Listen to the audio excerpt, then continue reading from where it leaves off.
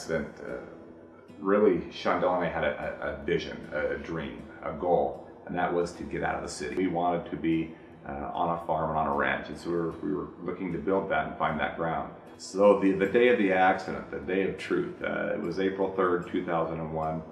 So we had a 3-year-old and a 1-year-old, and so when she told me that Kyler started walking, she said the basketball hoop's ready, let's play some ball together as a family. And so the goal was to get home to play ball with Kyler. So I got on the tractor and I saw the red light flashing, and the red light was an indicator light that my tractor was low on hydraulic fluid. And I saw, as plain as day, I chose to ignore the warning light.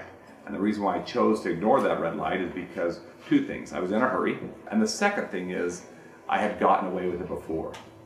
I guess the best part about that thing is that it didn't kill me.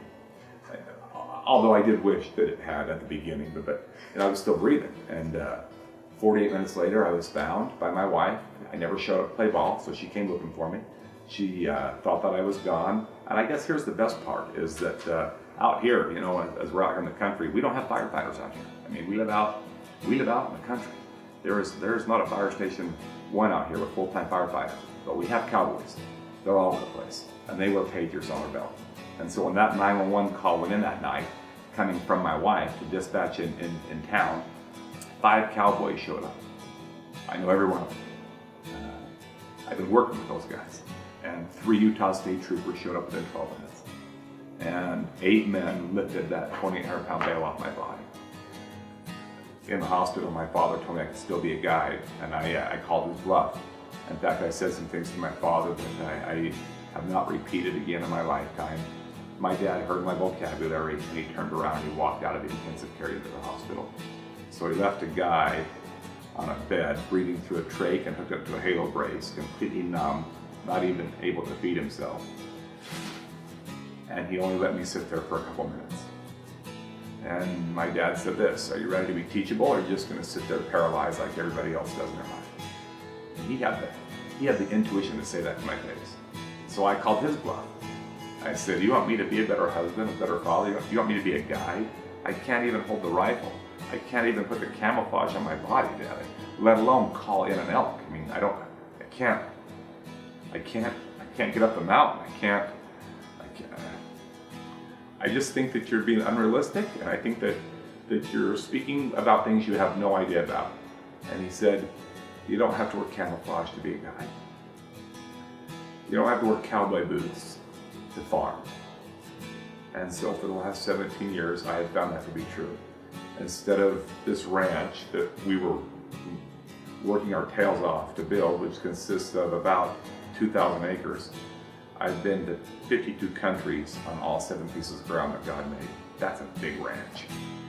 That's a very big ranch. A lot bigger than I ever anticipated in my life.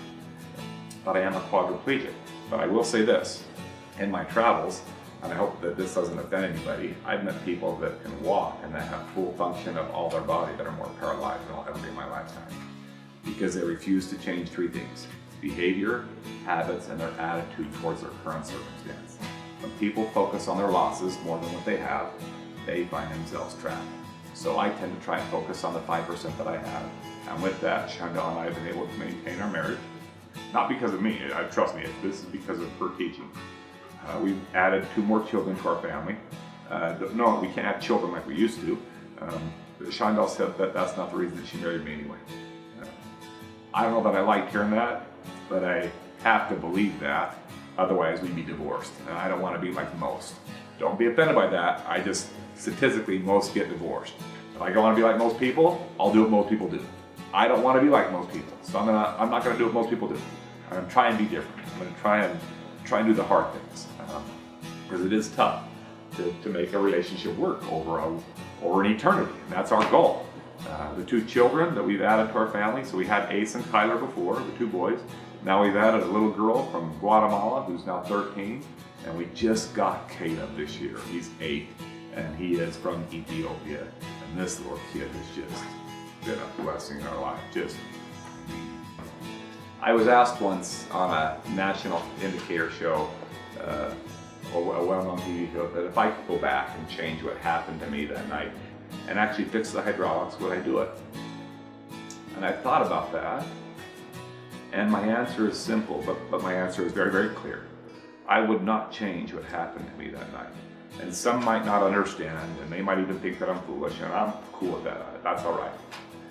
But if you would have been where I have been and seen what I have seen and traveled where I have traveled, I think that you and everybody that's watching this would echo with me when I say that I thank God that life is hard and that we have challenges, because through our challenges we find out what our potential really is that we never thought that we could reach.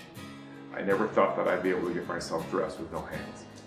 I never thought that I'd be traveling a ranch that involved 52 countries and 7 continents. I never thought that I'd be married still to the same girl. Shondell and I just celebrated 23 years. I have discovered that when I focus on what I do have and not on what I've lost, more comes to me in that process. Now, have I been healed? Yeah, I have been healed. What is healed? Healed doesn't mean returning to a state of perfection.